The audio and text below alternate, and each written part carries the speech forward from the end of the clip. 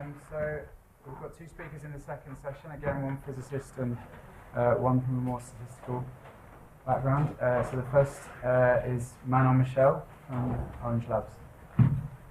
Alright, hello, thank you very much for inviting me and organizing this workshop. I'm very glad to be here. So I'm from the physics side, but I'm a bit of a weird physicist, you'll find out.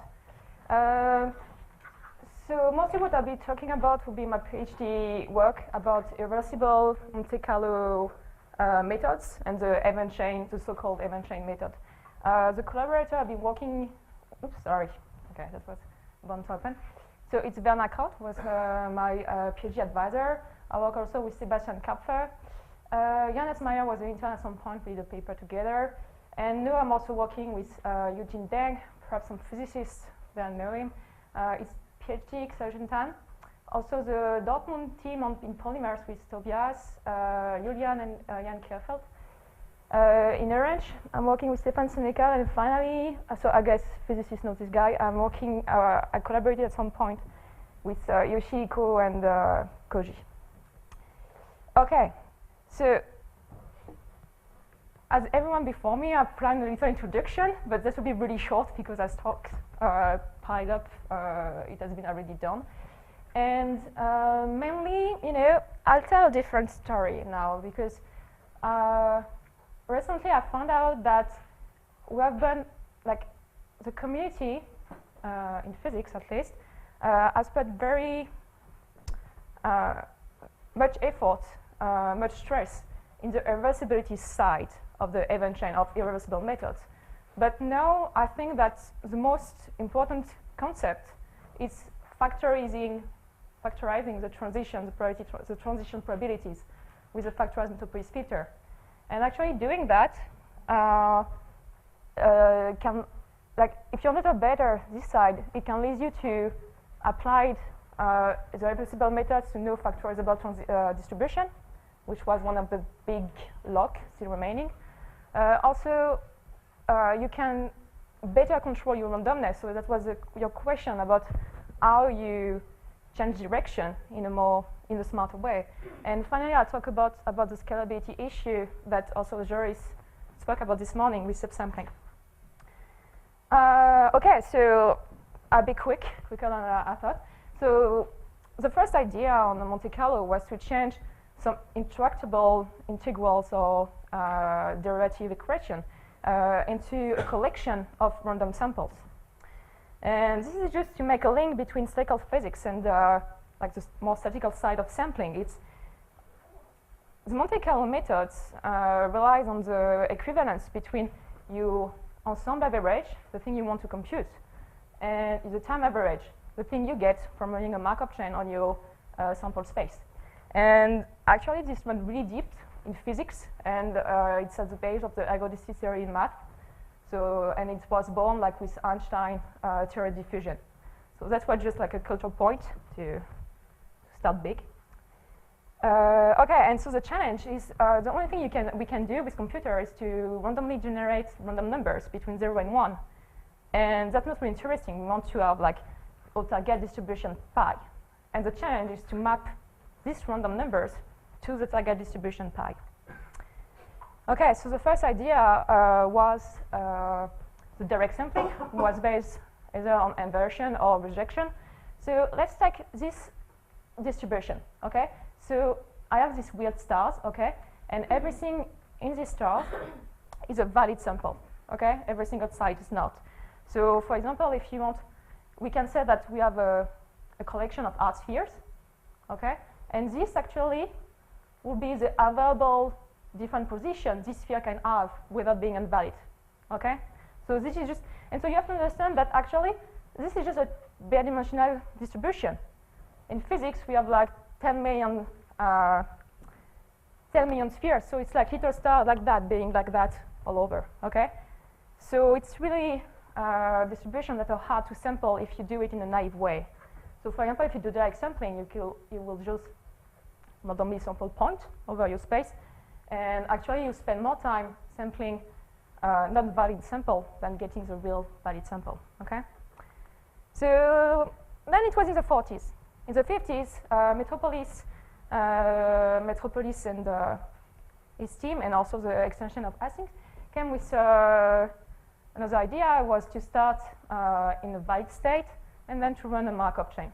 And this makes it possible to sample from distribution that you didn't have the partition function, so the normalization off, and it was like a very big success. So because now it's like one of the top algorithms used today. So you start and you run your Markov chain and so on until you achieve your complete distribution. So as Joyce explained this morning in more detail than me, the only thing you need to be sure of when you build such a Markov chain is to have global balance. This is your necessary condition. So global balance, so I give the physicist point of view on that, is that, so I have my probability weight, Pj and Pi, depending on the configuration point. That will be like a mass, if you want, okay? Here, your probability transition to go from configuration J to configuration I may be seen as a velocity in physics term. And so saying that it is global balance is like saying that hydrodynamically, globally, your flow, everything that goes in, goes out, okay? You don't have any little masses lost somewhere. It's saying that actually your flows are incompressible. Okay, and and from my point of view, it's also saying, okay, this is just stationary and I have the right target distribution. So yeah, it's a scheme, like everything that goes into A goes out. But actually, it proved to be difficult to have a general global balance algorithm, and Metropolis first proposed a detailed balance one. It's a stricter condition, but it's actually way easier to meet, because you enforce this symmetric condition, like between every two pair configuration, the flow are locally balanced, okay? Another question is, so we have the talk of Robert Dack that show that, okay, perhaps this picture is actually worse than this one in terms of speed of convergence. And also, this picture, you have a particular case, which is the maximal global balance, which is the irreversibility, that you never go back. You know, your flows are up. If I have a flow, a positive flow between configuration E and A, then I never go back from A to E. And that's what we call maximal global balance, and that's what we try to enforce. So the question is how to do that. So because it could be really interesting, like you start in a point, you set up a direction, and then you go up until you cannot do that. Okay? So this will bring a bell from to this morning pictures of Joyce's talk. And you do that, and so on, until you have complete your exploration.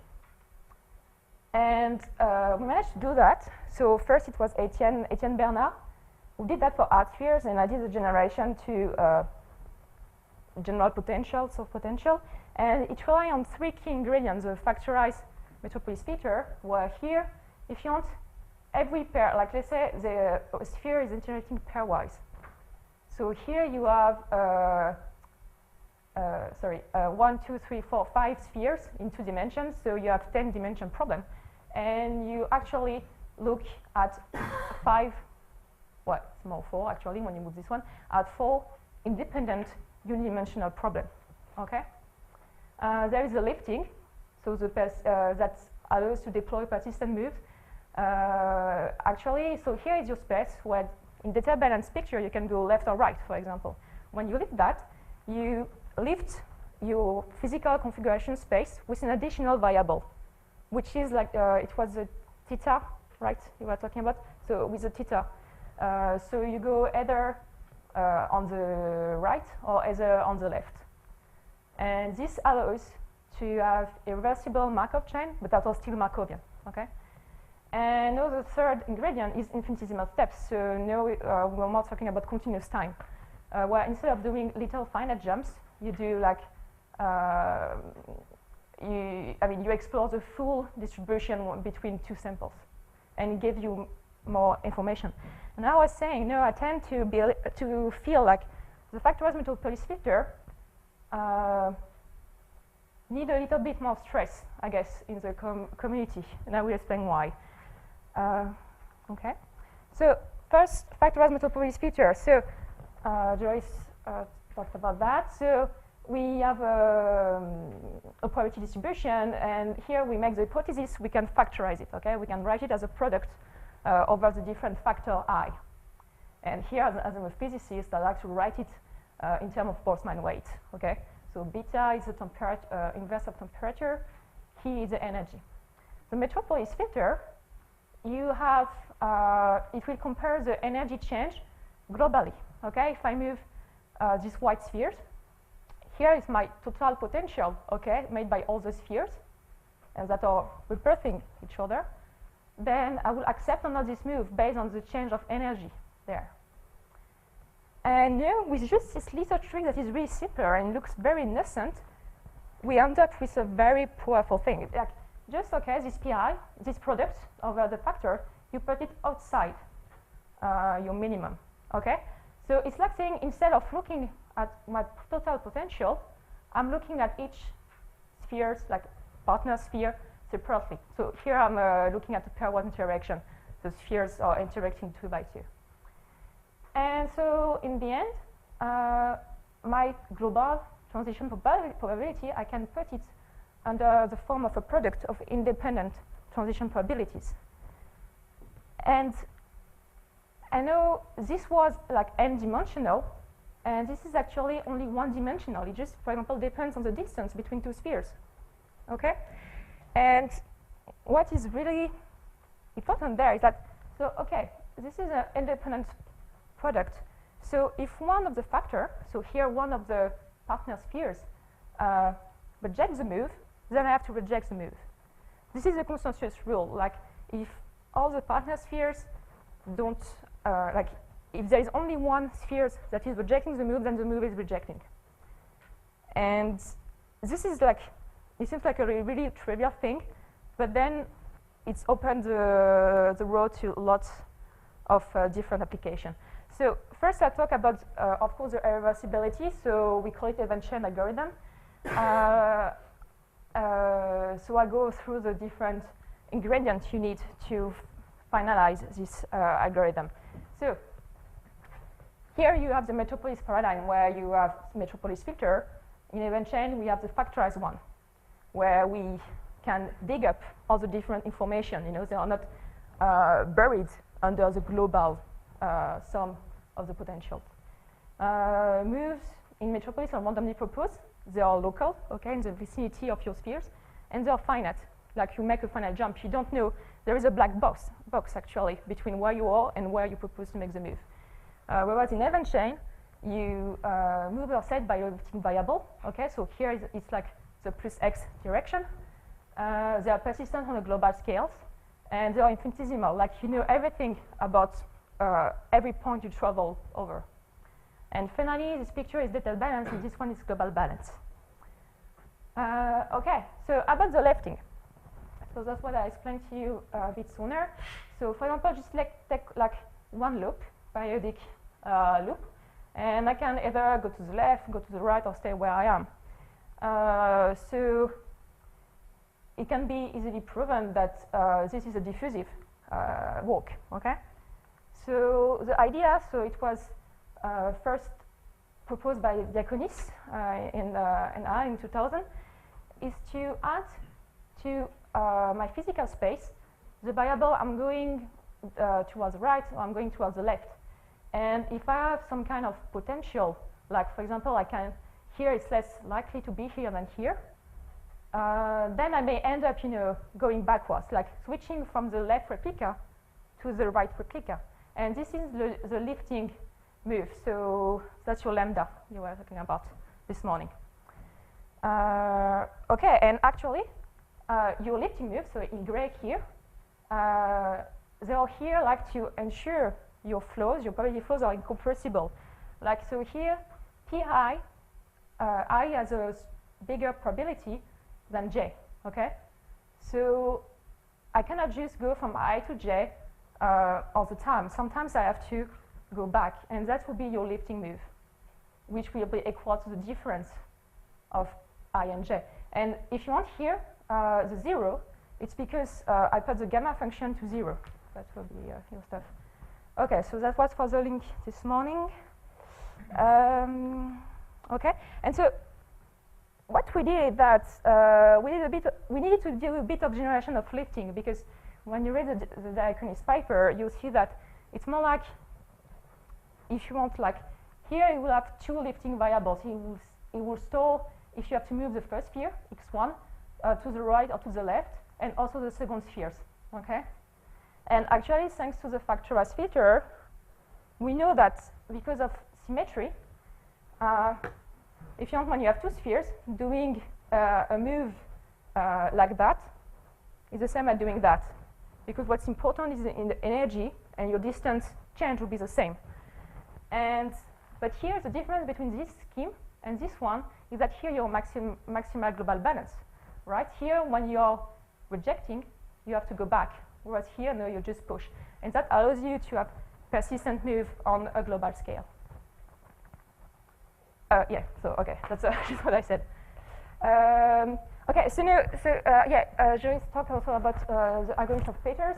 So they did so, because we have infinitesimal steps, it may be important to have event-driven approach.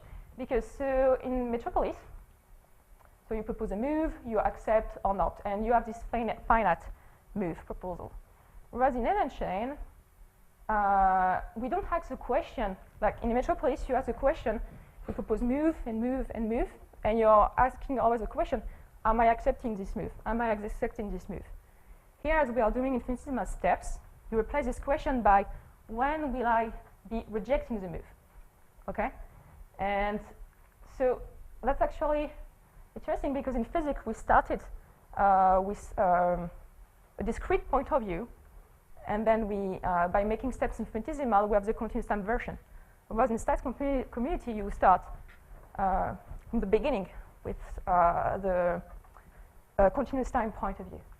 And so the Poisson process from like physics with wavy ends, it will be like, okay, this is my configuration 0, here n, and the priority to go from here to there, be the priority to accept the first one, the second move, and so on, until I'm rejecting the last move.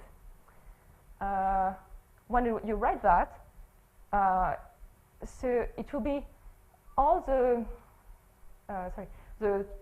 acceptance probability to accept this global move is the probability to accept all the intermediate move, right? And when you go at the infinitesimal scales, then you end up with the Poisson process Jerry was talking about. Okay, so that was for the event-driven approach, so it's more implementation. And now, in physics, we are really interested in high-dimensional problems. And so the thing is, okay, by the factorization, I only to look like at one pair of spheres by one pair. And I compute at what time each sphere will have a rejection. So for example, the orange one will always be accepting the move because it's going further away. It's decreasing the energy, right? Whereas, for example, the blue one would reject the move.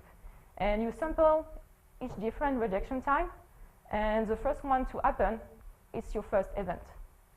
Okay? So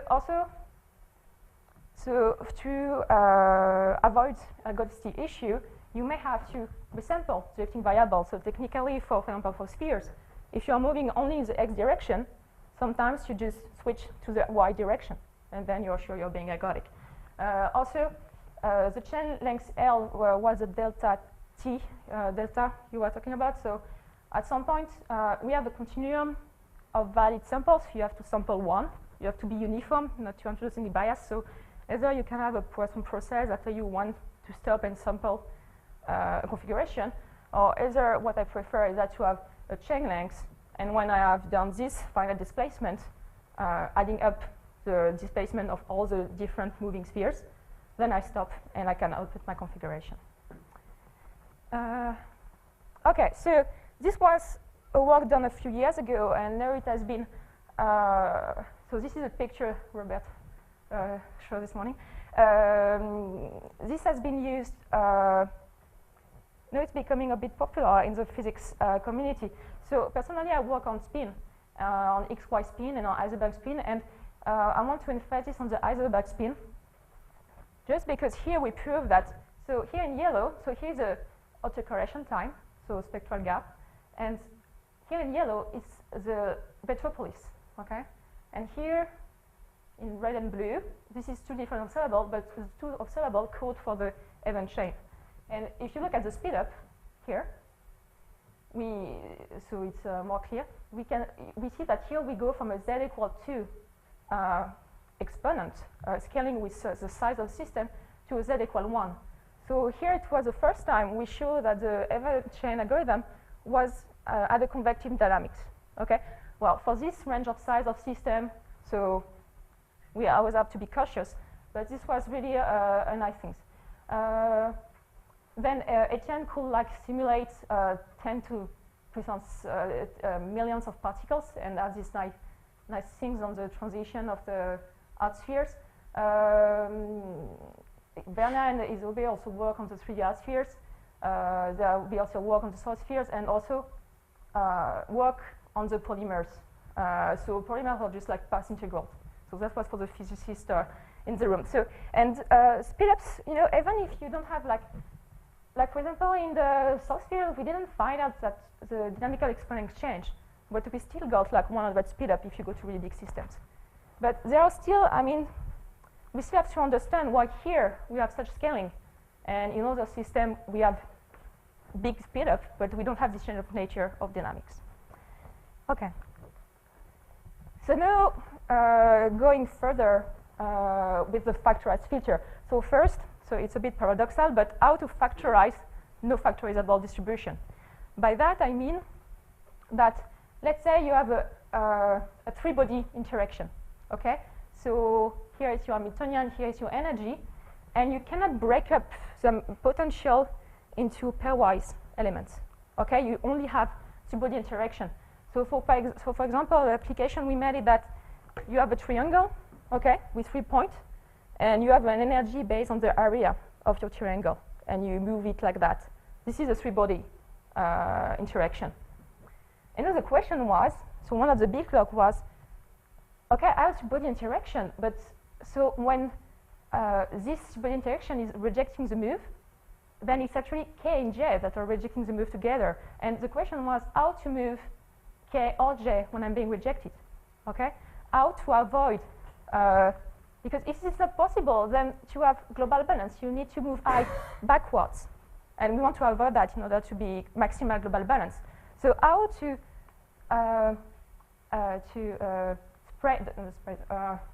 share the probability flows between the sphere K and the sphere J. Okay? And actually, it's always easy when you find out. It relies on a very simple thing, just translational invariance. Like, okay, if you put your three, I have only two ends. If you put your three body and you move it like that, you didn't change your configuration, right? So this is just that, you know, if you push, like I here, it's one of the sphere, and the I will be like the change of energy when you make an infinitesimal translation. So this is equal to 0 if you move everyone. So then you can split the sum into a sum of m plus and m1, m minus, sorry for the French. So m plus will be like the particles that when you move them, they increase the energy, okay? You can split your set of spheres like that, and then actually, so this will be positive. This minus a decrease in energy, that will be positive. So then I can write it like that. And here the plus is max 0. It takes the positive part of the energy. Okay, and by doing that, actually, here you saw that every lifting flows going. Here will be going out. You show that is equal to all the lifting flow going back. And here you can set up a global dynamics on that because you have a normalization. Here you have a normalization between the minus, the m minus type of particle and the m plus type of particle. And actually, when you're rejecting the move here, then you sample K, J directly by that. You just need to do a Towa sampling or something. And so now, actually, we can factorize unfactorizable distribution. And then we can go further, because, okay, one of the big problems that was in question this morning is that, okay, it's a bit weird that when I have rejection or collision, or when I have rejection, then I'm changing my direction, but I'm not really using any gradient information or anything, right? And we'll use like the multi-body trick would be actually useful. So this came up because I move a bit from physics to Bayesian inference, and there is a big difference that in physics it's pretty intuitive how to move. Like you have spheres and you just push them, and that would be efficient. Whereas when you do Bayesian inference, you just have like a big blob of distribution, and you just can bounce on the barrier. And that is not really efficient. You don't know what are the optimal way of defining direction. So if you just set a random direction, then you just bounce and bounce and bounce. Whereas if you could have the optimal direction, then you'd be way more efficient in your sampling. And so the question is, so I'm going in with E prime. Okay, that would be my lifting variable, telling me, okay, update in this direction. Here, prime is increasing my energy. Okay, it has a positive scalar product with gradient. And the question is, can I change how my output vector E is, so I can find back this optimal direction? And actually, when you think of it, it has deeper roots. It's that, okay, in terms of position, we are doing maximal global balance. But in terms of energy, what people were doing, so that's what I was telling you. Okay, doing that or doing exactly the same thing, because it's the same decrease in energy. And actually, we are irreversible in terms of position, but in terms of energy, we are doing the same decrease. So we are somewhat kind of detailed balance managing the flow there. And so the question is there a way to do a global balance managing of this flow? So that was like the two-way we were doing things before. So I could also add a zigzag track because it's a bit different what you're doing. So for example, I'm going this direction, then I'm going back. Same decrease in energy is balanced. Or I will bounce, and this will be the same decrease in energy because it has the same scalar product with the gradient. And now the question is, how can I change my B component along the gradient and my A component along the hyperplane orthogonal to the gradient? Okay, so I can be more effective.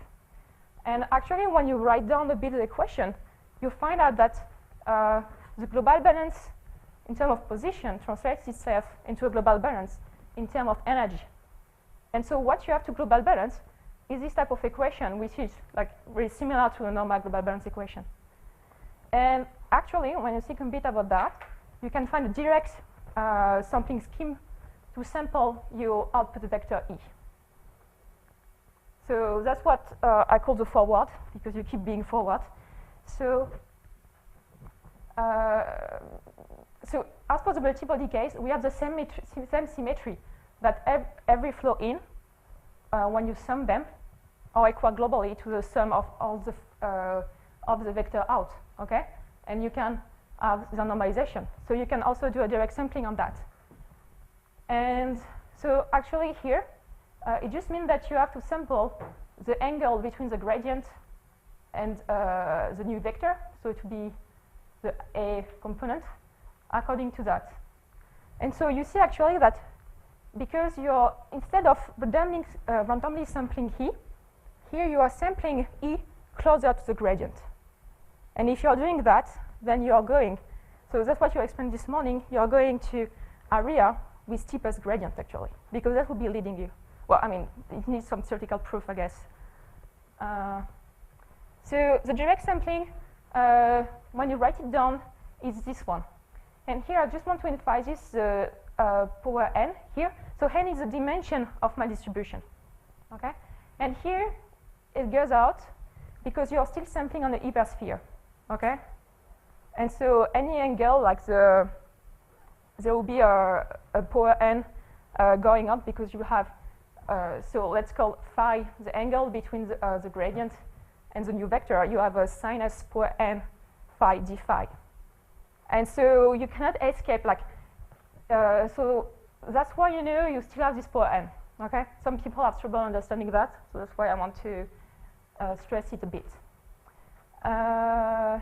Okay, and when you do that, then you're way more efficient. And actually, you don't need to resample the direction because you're mixing it here already and using gradient information. There are still a bit problem. You have to think of a fix because, for example, if you take a Gaussian, so you're just like, and you're in the hyperspheres, your gradient will all be pointing to the center. And so actually, if you just do this scheme, okay, then you'll be stuck on the plane, right? Because all the gradient of the plane will be pushing you to the other gradient, And so from time to time, you need to get out of the plane. And that's what I call orthogonal switch, is that so you orthogonal section from time to time, so that's the only parameter you have to set. You just take randomly 2 components of it and you switch it orthogonally, so you can escape. And the thing is, you could say, okay, so actually you can switch that every time, and when you are in big dimension, like I will show you, then it's more efficient than the bouncy and stuff like that. And here you have a new 0 parameter algorithm. But the thing I want you to understand is that you could say, oh, but you here there is a mistake. Here it should be parallel, here orthogonal. Sorry for that. You could say, oh, okay, but just randomly. You didn't reject on the orthogonal component, so you could randomly resample it, and then you have ergodicity and stuff. But the problem is, if you do that, then you'll be resampling components that didn't reject, and you are putting like randomness, diffusive behavior back in your algorithm. And so the goal here is to introduce like the minimum randomness you need to have ergodicity, with the minimum one, so you're still efficient. And really, when I tested it, like if you add no necessary randomness, then you end up being like the bouncy algorithm like that randomly refresh the algorithm. Okay, so for example here, so this is for a 100-dimensional egg-conditioned Gaussian. So they are really like, if you want, big ellipse. And this is for a local Monte Carlo that I try to tune. Okay. So if I remember, these are the first 1,000 samples. Here is for the bouncy, and here is for the forward. And here for the bouncy, I tune the refreshing rate. Okay.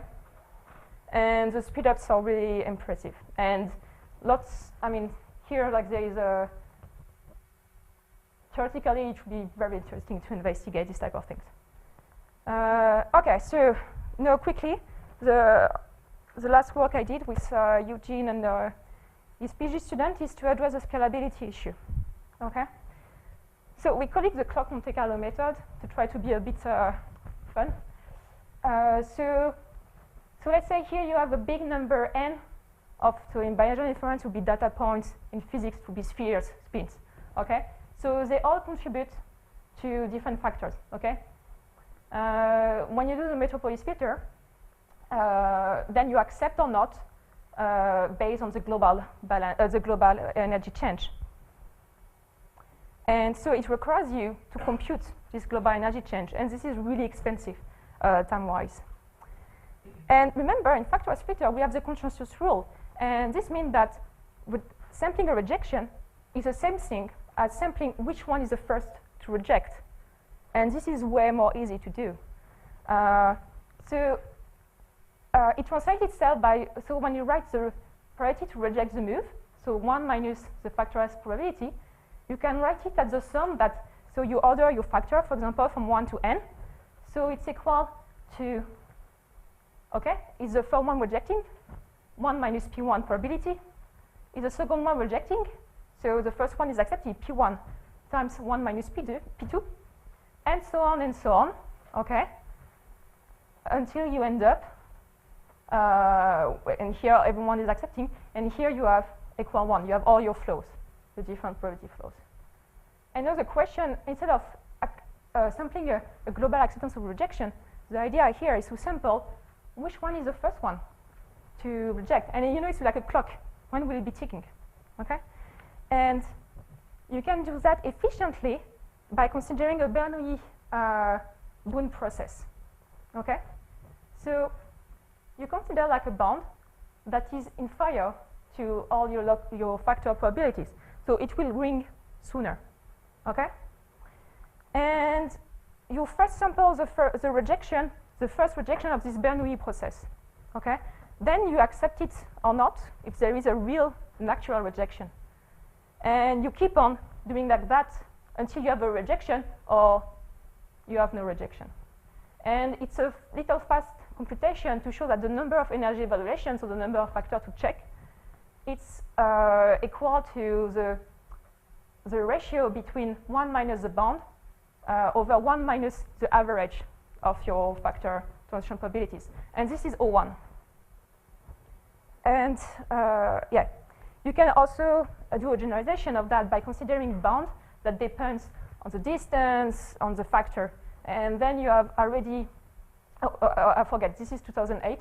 And then you have methods to sample your Bernoulli process rejection, the worker methods or the Fukui-Todo methods, which allow you to have a worker method. Sorry, okay. Or this is a side. Okay, which is more efficient.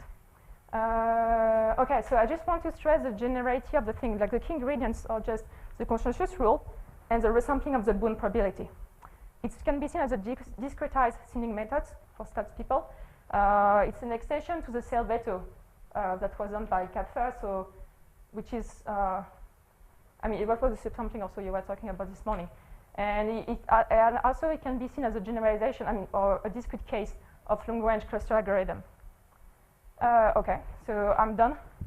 So I hope I have convinced you that factorizing transition is a really powerful tool.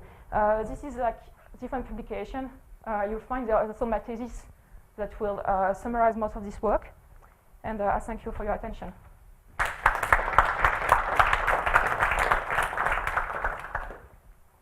Okay, do you have any questions? Yes. Yes, so the algorithm you presented where you also changed the components orthogonal to the gradients, so just before the clock Monte Carlo. Yeah. So the thing is, if you change, like, because the components, no, it's not the question. Is, does it preserve also the uniform distribution on the sphere for the direction, or do you have a different kind of distribution for the direction? Like here, you know, you have the factor n because here I should add a term like p e prime, which would be like you know, your prior on e prime, and this is a uniform on the hypersphere, and therefore I have like this factor n. Perhaps there is some tuning to do there also. Other questions? Which part is it that makes it ergodic? Is it both components or is it just the switching? I mean, It's like if you want the resampling of A, of the component A, it allows you like to be ergodic, like to mix in a plane. But actually, if you're in a case like the case of the Gaussian, or where everything is super symmetric, then you'll be stuck in a plane. So at some point, you have to just go out. But if you want, it's more like a geometric problem. And then when you're out, you're out. And then you are super efficient on the plane, and then you switch from plane to plane, if you want. the trying to bouncy particle sample? Say what? Doesn't the bouncy particle get stuck on a level set? Well, the bouncy particle, you have also the point that if you don't have refreshment on your direction, then also you'll be stuck in the plane. Okay. Because like if you want the bouncy, also you know it's this picture, and it's also like I mean it's defined by the gradient, so you'll be stuck also. Okay, I think we should stop there. So if you can thank the speaker again.